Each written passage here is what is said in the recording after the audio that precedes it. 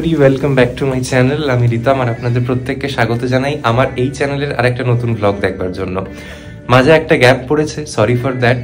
প্রায় সপ্তাহ তিনেকের একটা গ্যাপের পর আজকে থেকে শুরু হচ্ছে আমার এই চ্যানেলের একটা নতুন ট্রাভেল সিরিজ।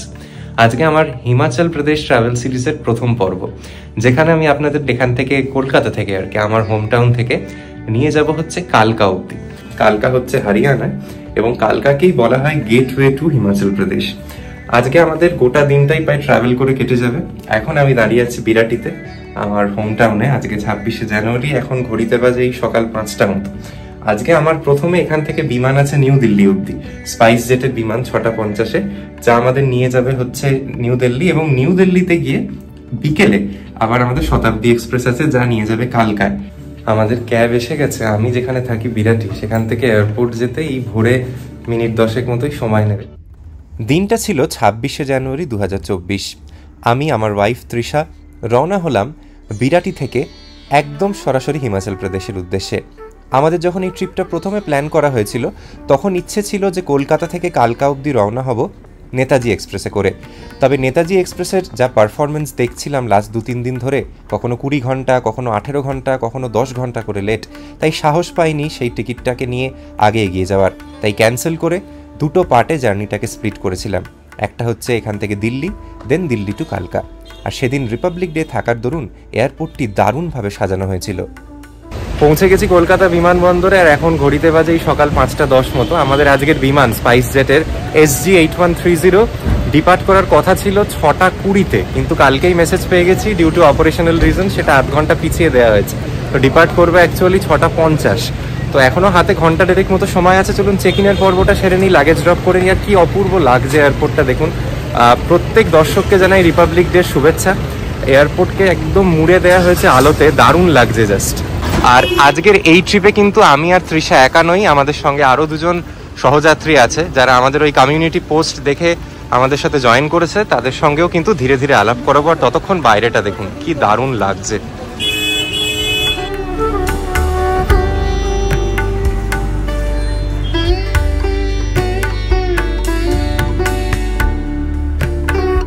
আজকে আমাদের এই যে বিমান, তা অলরেডি 8 ঘন্টা ডিলে করে ছাড়বে। এবার বলে রাখি, রোজ এখন আপনারা জানেন কম বেশি এই দিল্লির বিমানবন্দরে এত কুয়াশা, তার জন্য অর্ধেক ফ্লাইট ক্যান্সেলড, কোনো ফ্লাইট 2 ঘন্টা 3 ঘন্টা করে লেটে চলছে। প্লাস এই 26শে জানুয়ারির ইটসেলফ প্রচুর প্রোটোকল আছে।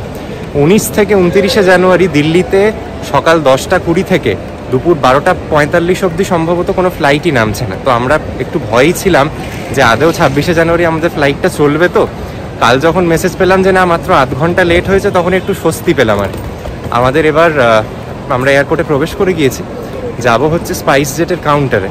এই সামনেই স্পাইস জেটের কাউন্টার। আরেকটা মজার গল্প বলি, সেটা হচ্ছে যে আমাদের কিন্তু আদেও এই জার্নিটা ফ্লাইটে যাওয়ার কথাই ছিল। আমাদের নেতাজি এক্সপ্রেসের 2AC-তে কনফার্মড বুকিং ছিল, কিন্তু সেখানেও একই গল্প। সেখানে গল্প বলতে কি, সেখানে রোজ কালকা মেল অ্যাপ্রক্সিমেটলি বা নেতাজি এক্সপ্রেস যে নামেই বলুন না কেন, 10 থেকে 12 ঘন্টা লেটে চলছে। সত্যি কথা বলতে যদি আমাদের এই গোটা জার্নিটার 2 দিন শুধু আমরা ট্রেনেই কাটিয়ে দিই, তাহলে আর কি ঘুরবো। তো সেই দরুন কিন্তু আমরা ওইটা ক্যান্সেল করেছি। তৃষা একবার সবাইকে হাই বলে দে। তৃষা আর আমার অনেক দিন পর এরকম একটা বড় ট্রিপ, বারবার থাইল্যান্ড ট্রিপটার কথা মনে পড়ছে। আমরা যেহেতু ওয়েস্ট বেঙ্গলের ভিতরেই বেশি ঘুরি, তাই এখানে এলেই যেন মনে হয় বাগডোগরার বিমানে বোট করব। আর স্পাইস জেটের কাউন্টারে যে খুব বেশি ভিড় আছে তা নয়, কারণ স্পাইস জেটের দিনে এখান থেকে 2টো ডিরেক্ট দিল্লির বিমান, আর আরও আছে কিছু ওয়ান-স্টপ ফ্লাইটস। প্রায় 8 ঘন্টা নিল হচ্ছে আজকে সিকিউরিটিটাকে ক্রস করতে। আমি মানসিকভাবে কিছুটা প্রস্তুত ছিলাম, কারণ আজকে 26শে জানুয়ারি চেকিং অনেক বেশি স্ট্রিক্ট। 2বার ব্যাগটাকে আটকালো, বিশ্বাস করুন। এই এয়ারপোর্টের সব থেকে পেইনফুল পার্ট এটা। আর আমরা যারা গ্যাজেট নিয়ে ট্রাভেল করি, মানে কত কি যে থাকে নিজেরও মনে থাকে না, কোনটায় যে আটকে দেবে আপনাকে কে জানে। আর আপনাদের সঙ্গে এবার দুজন মানুষের আলাপ করাই, যারা আমাদের ওই কমিউনিটি পোস্টটা দেখে আমাদের জয়েন করেছে, স্বর্ণদীপ আর অন্তরা। ওনারা নিজেরাও কিন্তু ট্রাভেল ব্লগারই, কিন্তু ওরাও আজকে আমাদের সাথেই যাচ্ছে এবং এই গোটা ট্রিপটা আমরা একসাথে করব। আচ্ছা, আমাদের এসে জয়েন করেছে Swarnadeep. Hi Swarnadeep, good morning. আর অন্তরা স্বর্ণদীপের ওয়াইফ। ওরা আজকে আমাদের সাথে যাবে এবং গোটা ট্রিপটাই একসাথে থাকবে। স্বর্ণদীপ, তোমাদের বাড়ি কোথাও একটু বলে দাও। আমাদের বাড়ি হচ্ছে কাটোয়া। আচ্ছা স্বর্ণদীপ, ওই জন্য ভাবুন কালকে রাত্রে এসছে কলকাতায়, হোটেলে ছিল এবং আমরা কেউই জানতাম না শেষমেশ ফ্লাইটটা কোন সময় চলবে।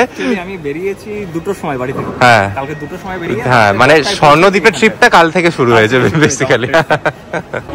এই যে ফ্লাইটে আজকে আমরা যাচ্ছি SG 8130, এটার অ্যাভারেজ ফেয়ার থাকে এই 5,500 থেকে 6,000 টাকা মতো। আমি চাইলে রাজধানী এক্সপ্রেসেও যেতে পারতাম, কিন্তু আমি যেহেতু কালকেও অফিস করেছি তাই কালকে বিকেলে বেরোনো সম্ভব হয়নি। আপনারা যারা এটায় যাবেন ভাবছেন তাদের আরেকটা বেটার ওয়ে হচ্ছে যে আগের দিনের রাজধানী ধরে পরের দিন পৌঁছানো, এবং রাজধানী পৌঁছয় যদি লেট না করে 10টা 10:30টার মতো, দিয়ে বিকেলের আমরা যে কালকা শতাব্দীটা ধরছি সেটা ধরতে পারেন। আমাদের আজকে বিকেলে যে কালকা শতাব্দী সেটা হচ্ছে এই বিকেল 5টা 15 নাগাদ। আর ঢোকার সময় যেটা বলছিলাম, একটু ভয় ছিলাম যে আজকে বিমানটার কি হবে, তবে আজকে কিন্তু কলকাতায় ঠান্ডাও কম এবং কুয়াশাও নেই। এই ফ্লাইটটা আমি দেখছিলাম লাস্ট 7 দিন ট্র্যাক করে একদিন এর মধ্যে ক্যান্সেল হয়েছে এবং বেশিরভাগ দিনই 2 থেকে 3 ঘন্টা করে ডিলে হচ্ছিল। আজকে লাকিলি মাত্র আধ ঘন্টা ডিলে হয়েছে। আর সিকিউরিটি চেক পয়েন্টের পরেই হচ্ছে ট্রাভেল ক্লাব লাউঞ্জ, তো এখানে একবার যাওয়ার চেষ্টা করি। আর এই যে লাউঞ্জ, এখানে আপনার যদি ক্রেডিট কার্ড চলে তাহলে আপনি যেরকম ভিতরে বসেও অ্যাক্সেস করতে পারেন লাউঞ্জটা। আমি শুনেছি ট্রাভেল ক্লাব লাউঞ্জে কিন্তু এনারা মানে প্যাক করেও দিয়ে দেয়, মানে যেটা পার্সেল বলে আর কি। তো আমি সেটাই চেষ্টা করছি যদি অ্যাটলিস্ট পার্সেলটুকু পাওয়া যায়। এখন ঘড়িতে বাজে 6টা 5 মতো, আমার হাতে বোর্ডিং হতে আরও 15-20 মিনিট মতো আছে। এই হচ্ছে কলকাতা বিমানবন্দরের ট্রাভেল ক্লাব লাউঞ্জ। চলুন দেখা যাক লাক ট্রাই করে।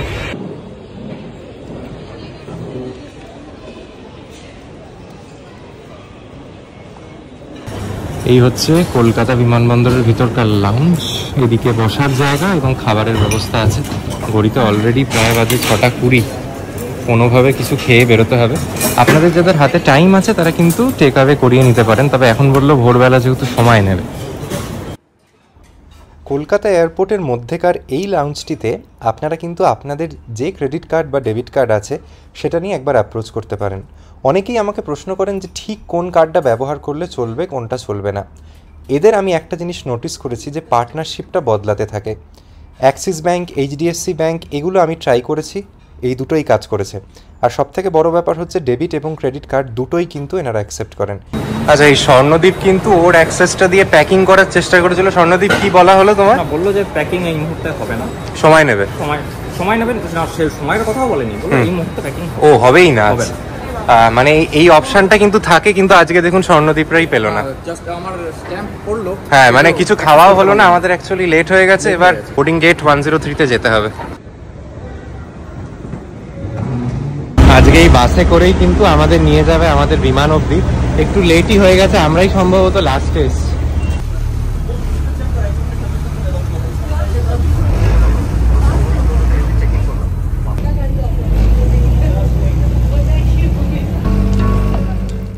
সেদিন শেষমেশ যখন এই বাসটিতে চেপে প্লেনের উদ্দেশ্যে রওনা হলাম, তখন মনে যতটা আনন্দ ছিল ততটা রিলিফও ছিল। আগের বেশ কয়েকদিন কেটেছে টেনশনে। হঠাৎ একটা নিউজ আর্টিকেল চোখে পড়ে গিয়ে এই টেনশনের সূচনা, যেখানে বলা ছিল 19শে জানুয়ারি থেকে 29শে জানুয়ারি দিল্লির বিমানবন্দরে নানান রকম ফ্লাইটের রেগুলেশন। সেই সব শুনে তো আমাদের ভয়ে কালঘাম ছুটে যাওয়ার অবস্থা। এত দামি টিকিট তবু শেষ মোমেন্টে কাটা, সেই জিনিসটা মাথায় চলছে। সেটা যদি কোনো কারণে ক্যান্সেল হয় তাহলে অল্টারনেটলি কীভাবে যাব, এরকম নানান জিনিস মাথার মধ্যে ঘুরছিল। শেষমেশ যখন বোর্ডিংটা হলো তখন রিলিফ পেলাম। তবে একটা ভয় তখনও মনে থেকে গেছিলো, সেটা হচ্ছে দিল্লির ওয়েদার কীরকম। দিল্লিতে কিন্তু ভিজিবিলিটি এখন সকালের দিকে ভীষণ রকম পুয়ার, যাতে ফ্লাইটের ল্যান্ডিংয়ের ক্ষেত্রে কিন্তু অনেক রকম প্রবলেম হয়। তো সেই সব ভয়, নানান রকম একটা মিশ্র টেনশন নিয়ে কিন্তু ফ্লাইটে বোর্ডিং হলো। আপনারা এই ফ্লাইটের জার্নিটা দেখে অনেকেই ভাবছেন যে এত ঝক্কি যখন পোহাচ্ছি তাহলে কেন আমরা সরাসরি চণ্ডীগড় গেলাম না। যারা এটা ভাবছেন যে এনারা নিশ্চয়ই বোধহয় কিছু টাকা বাঁচানোর জন্য এই ডিসিশানটা নিয়েছেন, তারা একদম সঠিক ভাবছেন। আমাদের এই ডিসিশানটা নেওয়ার পিছনে মূল এটাই কারণ ছিল যে আমরা যখন কালকার বা নেতাজি এক্সপ্রেস যে নামেই বলুন না কেন সেটা টিকিটটা ক্যান্সেল করে ফ্লাইটের দিকে আপগ্রেড করব ভাবলাম, তখন কিন্তু আমাদের চণ্ডীগড়ের ফ্লাইট ফেয়ারটা হাতের বাইরে চলে গেছে। এক একজনের 12,500-14,000 টাকা করে প্রায় খরচ পড়ছিল চণ্ডীগড়ের অবধি সরাসরি বিমানগুলোর। তবে এটুকু বলতেই পারি, আপনারা যারা চণ্ডীগড় হয়ে যাবেন সেটা কিন্তু সব থেকে convenient way of reaching near Himachal Pradesh. চণ্ডীগড়ের এয়ারপোর্টের বাইরে থেকেই আপনাদের যে গাড়ি বা যে ট্রাভেলসের সঙ্গে যাবেন তারা পিক আপ করে নিতে পারেন এবং সেই জার্নি ভীষণ ভীষণ কমফোর্টেবল হবে। আমরা যারা এইভাবে দিল্লি হয়ে যাচ্ছি এতে বেনিফিটও আছে, ডিসঅ্যাডভান্টেজও আছে। বেনিফিট এটাই যে একটু খরচটা 2-3 হাজার টাকা হলেও পার হেড কম পড়ছে, কিন্তু আপনারা যারা একটু সকালের দিকের বিমান নিচ্ছেন আমাদের মতো, তারা কিন্তু দিল্লিতে পৌঁছে একটা কোথাও থাকবার ব্যবস্থা করতে হবে, কারণ কালকা শতাব্দীটা থাকে হচ্ছে বিকেল 5:15। আপনারা যদি খুব সকাল সকাল পৌঁছে যান তাহলে সেটা একটা মুশকিলের জায়গা হতে পারে। সেক্ষেত্রে আপনাদের একটু বেলার দিকের ফ্লাইট নিতে হতে পারে, যাতে বেশিক্ষণ অপেক্ষা না করতে হয়। আমাদের কিন্তু সেই অপশন ছিল না। আমরা যেহেতু বেশ তাড়াতাড়ি দিল্লি পৌঁছে গেছিলাম, তাই আমাদের কিন্তু দিল্লি স্টেশনের কাছে সেদিনে রুম নিতে হয়েছিল আলাদা করে।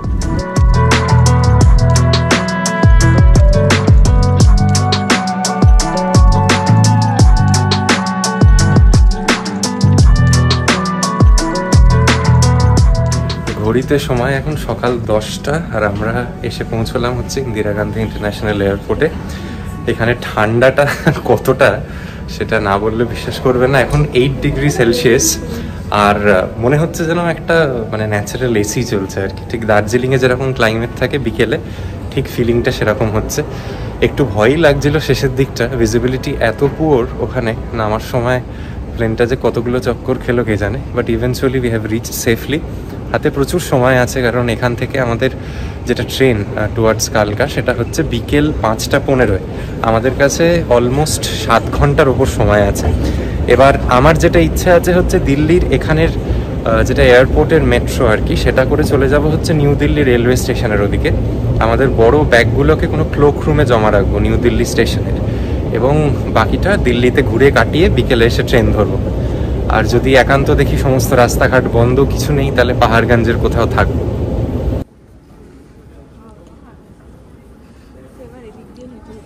যদিও এর আগে নানা কাজে দিল্লির রেলওয়ে স্টেশনে এসেছি, তবে ইন্দিরা গান্ধী ইন্টারন্যাশনাল এয়ারপোর্টে কিন্তু আমার এই প্রথমবার আসা। আর এই কতটা যে হাঁটতে হচ্ছে ব্যাগেজ ক্লেমের এরিয়াটা অব্দি যেতে, কি বলবো আর কি। দেখুন চলেই যাচ্ছে। চলুন, ট্রাভেলের তো এরকম অভিজ্ঞতা শেয়ার করতে করতে থাকবো। কয়েকটা খুব ইম্পর্টেন্ট ইনফরমেশন দিয়ে দিই। দিল্লিতে কেন এলাম, প্রথম কথা এটাই। ট্রেনে সময় বেশি লাগতো, তাও কালকাতে ডিরেক্ট গেলে কি সুবিধা হতো না? আমি বলছি আপনারা এই হিমাচল প্রদেশ যাওয়ার প্ল্যানটাকে অনেকভাবে সাজাতে পারেন। দিল্লিটা একটা খুব central hub as usual. Delhi থেকে কিন্তু মানালির ওভারনাইট ভলভো ছাড়ে, যেগুলো কাশ্মীরি গেটের ওই এরিয়া থেকে পাবেন, সরাসরি মানালি যাওয়া যায়। এছাড়া দিল্লির বিমানবন্দরে যারা আসছেন, দিল্লি থেকে কিন্তু সিমলার ফ্লাইট আছে, এবং দিল্লি থেকে কুলুর আর কি, যেটা মানালির সবচেয়ে কাছের এয়ারপোর্ট, ভুন্টার এয়ারপোর্ট, তারও ডিরেক্ট ফ্লাইট আছে। দিনে একটা করে প্লেন ছাড়ে। সিমলার ফ্লাইটটা কিন্তু বেশ রিজনেবল, আগে থেকে কাটলে 2,5-3 হাজার টাকার মধ্যেও পেতে পারেন। তবে মানালির ফ্লাইটটা এক্সপেন্সিভ, ওটা এক একজনের 8 থেকে 10 হাজার টাকা করে ভাড়া। তবে যাদের ধরুন কোনো কারণে অতটা মানে রোড জার্নি করা পসিবল নয়, তবু মানালি যাওয়ার ইচ্ছে, তাদের কিন্তু ভুন্টার এয়ারপোর্টে নামলে খুব সুবিধে। এর বাদেও আমরা যেটা করছি, থার্ড অল্টারনেটিভ, দিল্লিতে নেমে গেলাম, প্রায় অর্ধেকের বেশি রাস্তা চলে এলাম। এখান থেকে কালকার শতাব্দীতে সময় নেয় মাত্র 4 ঘন্টা। জার্নিটা অনেক ইজি হয়ে গেল, এবং শতাব্দী ইউজুয়ালি খুব একটা লেট করে না। আর যেহেতু বিকেলে ছাড়বে, সকালেও ছাড়ছে না, তাই ফগের জন্য যে ইম্প্যাক্টটা সেটা কম্পারেটিভলি হয়তো কম হবে। তো আমরা কিন্তু অনেক আরামে এই জিনিসটা করতে পারছি। অফকোর্স এটার খরচ maybe 3 times of what one page for Netaji express, কিন্তু এতে কিন্তু অনেক কনভিনিয়েন্স আছে, সময় এবং শরীর দুটোই বাঁচছে।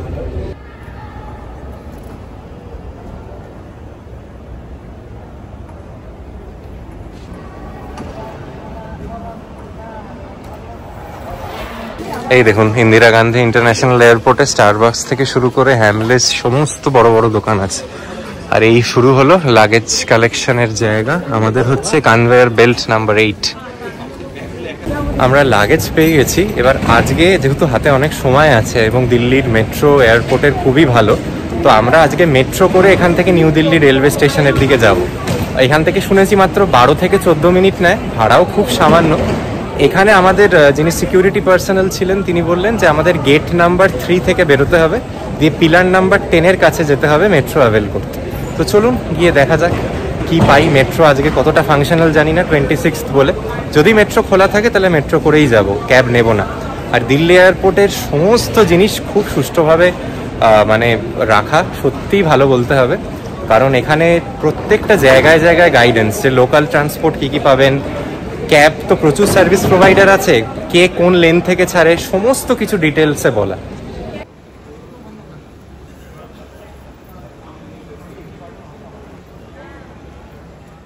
অবশেষে দিল্লির ডোমেস্টিক অ্যারাইভেলের বাইরে এলাম। এখানে যেটা ব্যাপার হচ্ছে, আমরা যেরকম T3-তে নেমেছি, T1 T2-তে যাওয়ার জন্য এখানে শাটেলস আছে, এরকম এই যে নীল বাসগুলো দেখছেন সেগুলো ইন্টারকানেক্ট করে।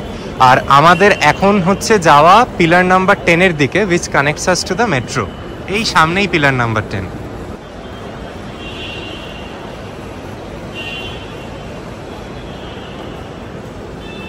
এই যে দেখুন মেট্রো সাইনেজ করা ডান দিকে, চলুন যাওয়া যাক।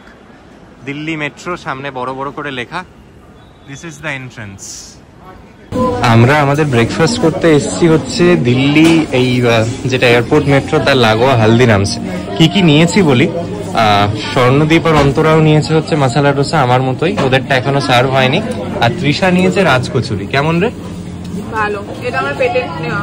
হালদিরামসে আসলে এটাই খাই। ভালো। তবে একটা জিনিস বলে রাখা ভালো, এখানের হালদিরামসটা ফিলদি কস্টলি। এই কয়েকটা আইটেম আর চা কফি নিয়ে প্রায় 1500 টাকা বিল হলো। এবার এটা এয়ারপোর্টের এফেক্ট নাকি জানা নেই। সাধারণত হলদিরামস এতটা এক্সপেন্সিভ তো হয় না, আমার মনে হচ্ছে অ্যাটলিস্ট 1.5 টাইমস তো প্রাইস বটেই। এই হচ্ছে এয়ারপোর্ট মেট্রোর এন্ট্রেন্স, দিল্লির মানে এয়ারপোর্টের যেটা এক্সপ্রেস লাইন সেটা।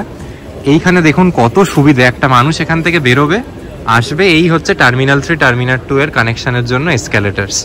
সত্যি অনেক কিছু শেখার আছে, এত উন্নত একটা জায়গা, বারবার কিন্তু বলতে হচ্ছে। এই হচ্ছে আমাদের দিল্লি মেট্রোর টিকিট, এই কাউন্টার থেকে কাটলাম। কার্ডেও পে করা যায়, ক্যাশেও পে করা যায়। তো আমার কার্ডে পে করলাম আমি। 60 রুপিস করে টিকিট পড়লো এখান থেকে নিউ দিল্লি রেলওয়ে স্টেশন অবধি। এখানে চলুন দেখা যাক মেট্রো কখন আসে। এখানে তো শুনেছি 10 মিনিট অন্তর অন্তর চলে আর কি এই রুটে মেট্রো। এই এসে গেছি শেষমেশ প্ল্যাটফর্মে, অনেকটা হাঁটা পড়লো।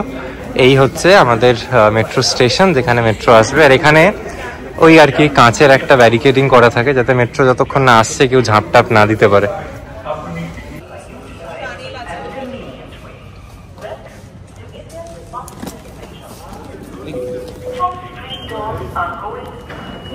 এই হচ্ছে দিল্লির এয়ারপোর্ট মেট্রো, বেশ সুন্দর।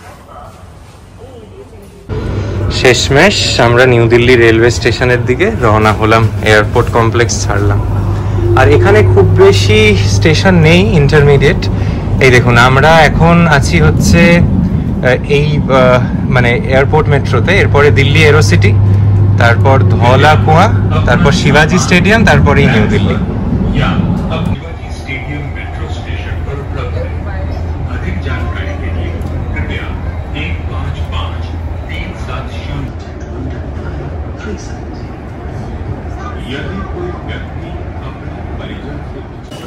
আমরা এয়ারপোর্ট মেট্রো থেকে এলাম new Delhi railway station metro. আর এই দেখুন অ্যারো দিয়ে মার্ক করা আছে। এই নিউ দিল্লি রেলওয়ে স্টেশনে কিন্তু আপনাদের ক্লোক রুমের ব্যবস্থা আছে, যারা হোটেল নিতে চান না কোনো কারণে। আমাদেরই দেখুন এখন বাজে ঘড়িতে 12টা, আর পরের ট্রেন হচ্ছে 5টায়, তো মোটামুটি 5 ঘন্টা। তো আমরাও একটু কনফিউশনের মধ্যে আছি যে কি করব, আমরা ক্লোক রুম নেব না হোটেল নেব। যদি ক্লোক রুম নিতে চান ঘন্টার বেসিসে কিন্তু এখানে পেয়ে যাবেন। অনেকগুলো মেট্রো আর অনেকগুলো এসকালেটর পেরিয়ে ইভেন্চুয়ালি আমরা বেরোলাম হচ্ছে নিউ দিল্লি মেট্রো স্টেশনের বাইরে। এবং আমার উল্টো দিকেই হচ্ছে পাহাড়গঞ্জ সাইডের যেটা এক্সিট, সেটা নিচে জমজমাট দিল্লি সিন দেখতেই পাচ্ছেন। পৌঁছে গেছি শেষমেশ নিউ দিল্লির প্রপার জায়গায়।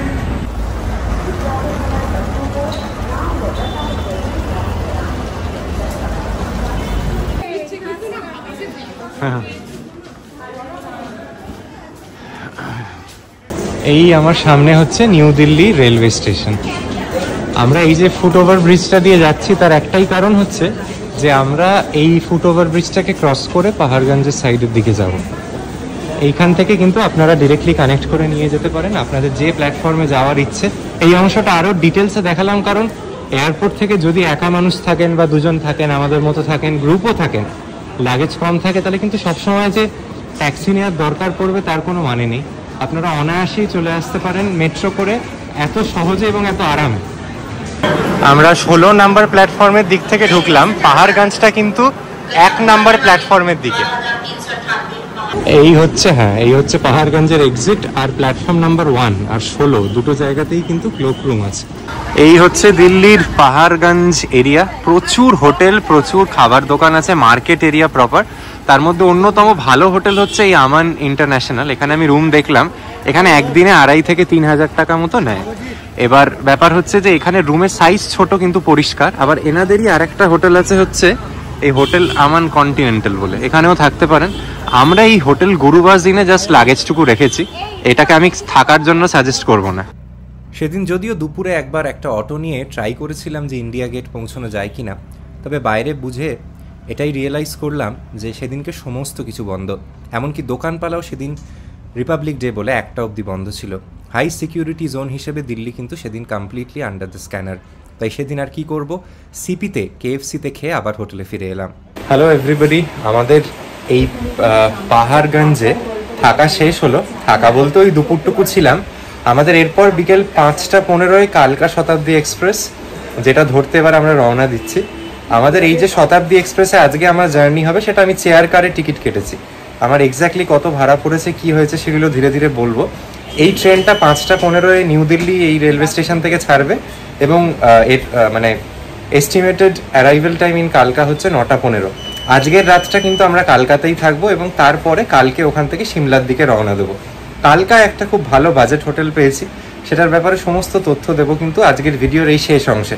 তাই দেখবেন আমাদের শতাব্দীর এক্সপিরিয়েন্স এবং আমাদের কালকার হোটেলটা দেখিয়ে কিন্তু আজকের ব্লগটা শেষ করবো। তাহলে চলুন নিউ দিল্লি স্টেশনের দিকে রওনা দেওয়া যাক।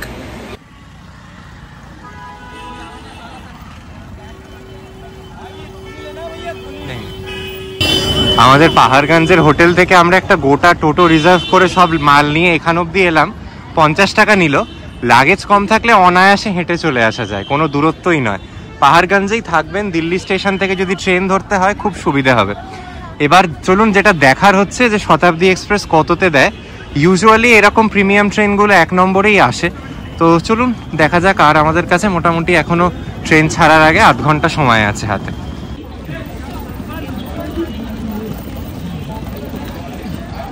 প্ল্যাটফর্মে ঢুকে দাঁড়াতে দাঁড়াতেই প্রথমে যে কোচটা পড়লো সেই সিটেনই কিন্তু আমাদের কোচ। আর এটা হচ্ছে platform number 1 new Delhi railway স্টেশনে। এই সামনেই হচ্ছে আমাদের শতাব্দী এক্সপ্রেস। এইটা নাম্বার বলে দিই 12005। আবার সকালে 7:40 নাগাদও কিন্তু আর একটা এই সিমিলার শতাব্দী ছাড়ে, যেটা 11:40 গিয়ে সিমলায় পৌঁছে।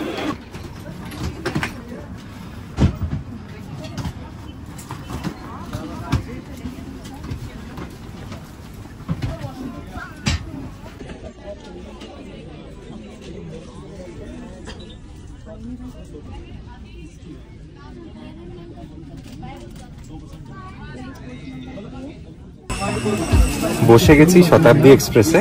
আমাদের এই চেয়ার কারে আমাদের এক একজনের নিউ দিল্লি থেকে কালকা অব্দি খরচ পড়েছে সম্ভবত 950 টাকা।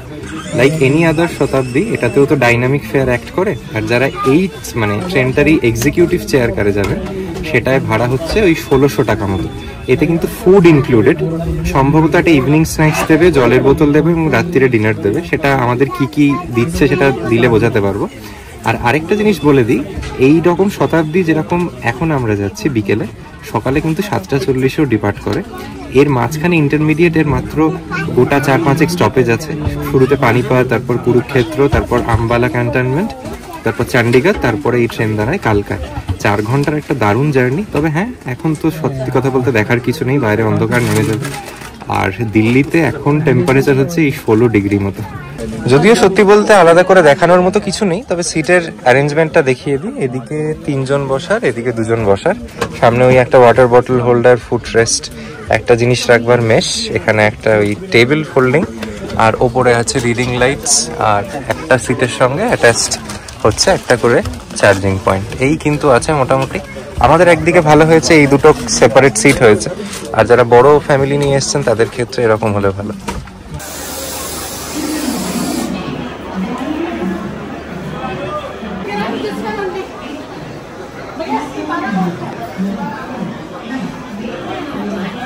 ঘড়িতে ঠিক 5:15 বাজে, আর শতাব্দী এক্সপ্রেস ডিপার্ট করছে নিউ দিল্লি রেলওয়ে স্টেশন থেকে।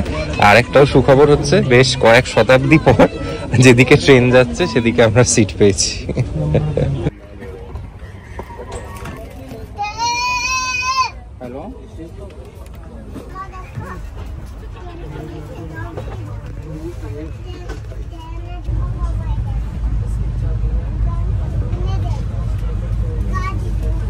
ট্রেন এখনো পানিপথ ঢোকেনি, কিন্তু আমাদের যেটা কমপ্লিমেন্টারি স্ন্যাক্স আইটেম সেটা দিয়ে গেছে। কি কি দিয়েছে একটু বলে দিই।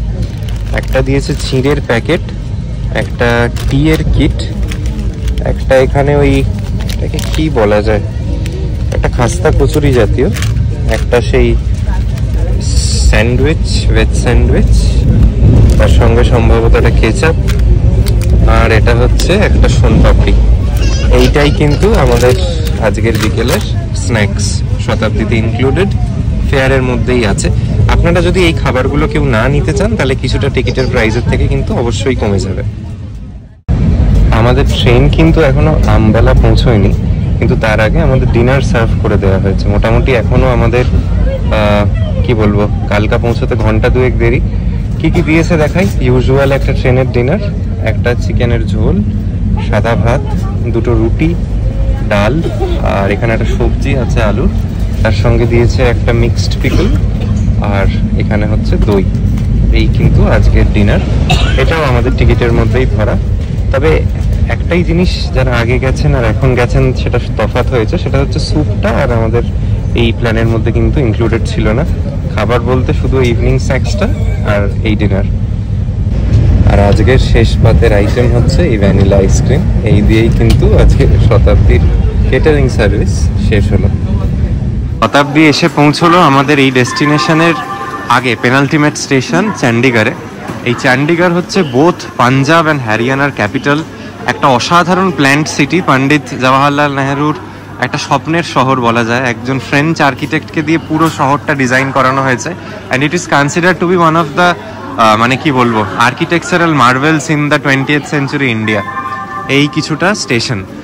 যারা হিমাচল যায় অনেকে কিন্তু কালকায় না শুরু করে প্ল্যানটা চণ্ডীগড়েও করে। Chandigarh is equally a very sprawling and a vibrant city. প্রচুর বড় বড় শপিং মল, দোকানপালা আছে, খুব ভালো জায়গা থাকবার জন্য। মানে আপনারা যারা ভাবছেন যে এরকম ট্রেনে এসে কালকাতে স্টে করবেন না, that also is good enough. You can easily stay in Chandigarh itself. এখানেই কিন্তু মোটামুটি ট্রেনটাও খালি, কালকার প্যাসেঞ্জার খুব লিমিটেড। আর এখানে যে কতটা ঠান্ডা সেটা আমার ঘড়ি আপনাদের জানান দেবে। আমার ঘড়ি বলছে এখানে এখন 11 ডিগ্রি টেম্পারেচার, এখন বাজে 8:30। রাত্রিরে কিন্তু এখানে 6 থেকে 7 ডিগ্রি মতো থাকে। আমি সোয়েটার টোয়েটার পরেও রীতিমতো ঠান্ডা লাগছে। নির্ধারিত সময়ের বেশ 5 মিনিট আগেই আমরা পৌঁছে গেছি এই শুনশান এবং জমাট ঠান্ডা ভরা কালকা স্টেশনে। এই সেই কালকা স্টেশন যেখানে নেতাজি এক্সপ্রেস আসে। 24শে জানুয়ারি যে নেতাজি এক্সপ্রেস ছেড়েছিল, জাস্ট ফর অ্যান ইনফরমেশন, সেটা 20 ঘন্টা লেটে চলছে। তাহলে বুঝতে পারছেন যে আমরা কত বড় ভালো ডিসিশন নিয়েছি ওটায় না এসে। 4 ঘন্টারও কম সময় আমরা এখানে চলে এলাম, কোনো রকম সমস্যা হয়নি। দারুণ সার্ভিস, সেরকম ভালো খাওয়া দাওয়া। এই ট্রেনটাকে একদম 10-এর মধ্যে 8.5 নম্বর দেয়াই যেতে পারে। আমাদের হোটেল যদিও একদম পাশে, কালকা স্টেশনের বাইরে থেকে এরকম অটো নিচ্ছে। 500 মিটার ডিস্টেন্স, এই কুলির বদলি বলতে পারেন অটো নিয়েছি আমরা। 100 টাকা নেবে, ছেড়ে দেবে। আর এর বাইরে যারা ট্যাক্সি নেবেন ভাবছেন, হিমাচলের বিভিন্ন জায়গায় যাওয়ার জন্য ভর্তি ট্যাক্সি আছে এখানে।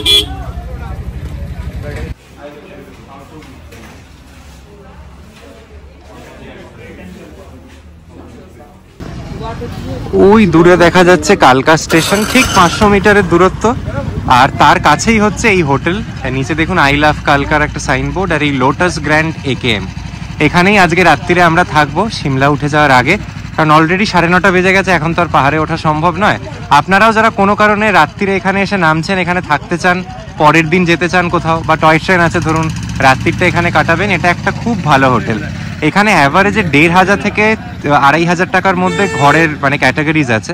সবচেয়ে সাধারণ মানের ঘরটা 1,500 থেকে 2,000, আর যেগুলো সুপার ডিলাক্স 2,500 থেকে 3,000 টাকা মতো পড়বে। একদম লোকেশনটা প্রপার, সামনেই মেন রোড আছে কালকার। আর এদিকে তো দেখালামই, অটো করে আরামসে স্টেশন চলে যেতে পারবেন লাগেজ থাকলে, বা এমনি যদি কোনো লাগেজ হালকা থাকে হেঁটেই চলে যেতে পারবেন। স্ট্র্যাটেজিক্যালি লোকেশনটা খুব ভালো, অনলাইনে বুকিং হয়, আমি নিজেও মেক মাই ট্রিপ থেকেই করেছি। খুব ভালো লেগেছে, অ্যাটলিস্ট ফার্স্ট ইমপ্রেশনটা তো খুব পজিটিভ। এবার রুমে গিয়ে দেখাবো। লোটাস গ্র্যান্ড AKM এ এটা আমাদের এক্সিকিউটিভ ক্যাটাগরির রুম। আমি তো অনেক ডিসকাউন্ট কুপন কোড দিয়ে মাত্র 1000 টাকায় পেয়েছি, বাট এটার ট্যারিফ ওই 1500 থেকে 2000 টাকার মধ্যে ঘোরাফেরা করে। ঘরটা খুবই ছোট, আলাদা করে বলার মতো কিছু নেই, দারুণ সুন্দর কিছু, but it just solves the purpose. একটা ঘুরিয়ে দেখিয়ে দিই। এদিকে টিভি আছে, এদিকে একটা ডাবল বেড, দুদিকে সাইড টেবিল, দুটো ছোট জলের বোতল কমপ্লিমেন্টারি দিয়েছেন। ইলেকট্রিক কেটল আছে যেটা কাজের জিনিস, আর ওপরে এসি পাখা আছে যেগুলো এখানে কোনোটাই লাগবে না। আর এদিকে একটা ছোট ওয়ার্ডরোব, সাজবার মতো একটা আয়না, আর এইখানে হচ্ছে এটা এনাদের ওয়াশরুম। গিজার আছে which is absolutely essential in a weather like this। এমনি পরিষ্কার বাথরুমটা, হাত ধোয়ার জায়গা, ওয়েস্টার্ন টয়লেট, আর কিট হিসেবে সাবান, শ্যাম্পু ট্যাম্পু ওনারা সবই দিয়েছেন। আমি 1000 টাকা দিয়েছি, এর চেয়ে বেশি আর কি বা আশা করবো বলুন। পরিষ্কার এটাই। আপনাদের এবার সুপার ডিলাক্স রুমটা একটু দেখিয়ে দিই, যেটা ওই 2 থেকে 2500 টাকার মতো পড়ে। এটা হচ্ছে সুপার ডিলাক্স ক্যাটাগরির রুম এই হোটেলেরই। এগুলো 2 থেকে 2500 টাকা মতো রেঞ্জে পড়ে। খুবই সুন্দর, এটা আরো অনেক বড়সড় এবং পরিষ্কার, লাগেজ রাখবার জন্য ভালো। এটাও অনলাইনে বুক করতে পারেন, এটাতেও এসি পাখা টাকা সবই আছে, অনেকটা জায়গাও বড়, প্লাস এটার ওয়াশরুমটাও কম্পারেটিভলি অনেকটাই বড় এবং পরিষ্কার। ব্লগটা শুরু করেছিলাম বিরাটি থেকে, শেষ করছি কালকায় এসে। আশা করি যারা এইভাবে আসছেন হিমাচলের দিকে তাদের কোনো না কোনোভাবে সাহায্য হয়েছে, আইদার হোটেল, ট্রেন জার্নি বা ফ্লাইট জার্নি, জানি না কোনটা। যদি কোনোভাবে সাহায্য পেয়ে থাকেন এবং ব্লগটা ভালো লাগে তাহলে অবশ্যই কিন্তু শেষ করে দেওয়ার আগে লাইক, শেয়ার এবং সাবস্ক্রাইব করতে ভুলবেন না। হিমাচল সিরিজের পরপর ব্লগ আসবে, সাবস্ক্রাইব করে রাখলে নোটিফিকেশন পাবেন, দেখতে পাবেন। আজকে এটুকু বলেই শেষ করছি, ভালো থাকবেন, দেখা হচ্ছে খুব শীঘ্রই একটা নতুন ব্লগ নিয়ে।